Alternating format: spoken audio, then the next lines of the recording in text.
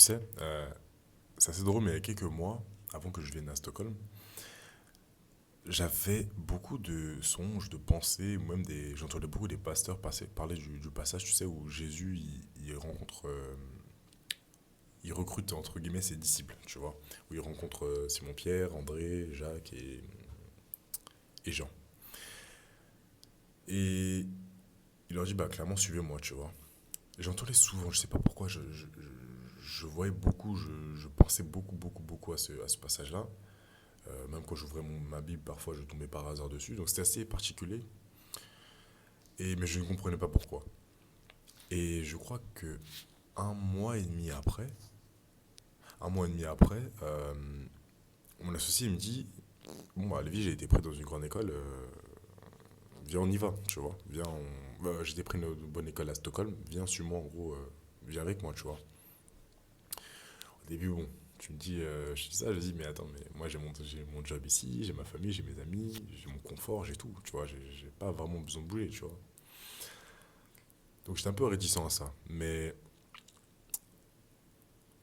après, par la suite, le Seigneur m'a vraiment guidé petit à petit en me réconfortant. En fait, tu vois, c'est bizarre, mais les choses commençaient à s'éclaircir un peu. Et me dire que je me suis dit qu'en fait, finalement, c'est peut-être pas une mauvaise chose. Je pense que ça serait peut-être une bonne chose pour moi que je bouge un peu, tu vois.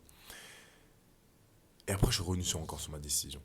Donc, le Seigneur m'a montré une vision, mais je suis quand même revenu sur ma décision. Je dis non, je veux pas aller à Stockholm.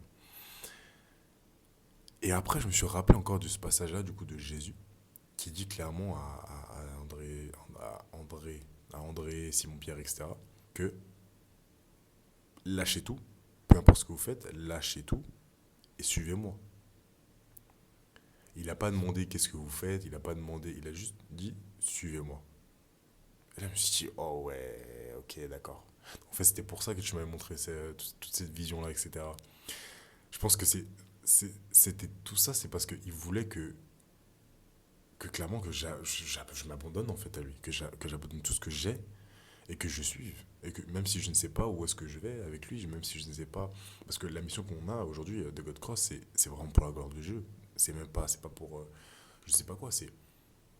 On a une mission je pense qu'il nous a missionné. Moi, j'ai vraiment la conviction que le Seigneur m'a missionné, nous a missionné, et on va le faire, tu vois. Et en fait, la raison pour laquelle je parle de ça, c'est parce que on veut des choses, mais parfois on veut trop faire à notre manière, tu vois. Jésus peut, peut nous montrer certaines visions, certaines choses qu'on devrait faire, mais on va pas le faire. On va faire parce qu'on pense être plus intelligent, parce qu'on pense qu'on sait mieux que lui ce qui est bon pour nous.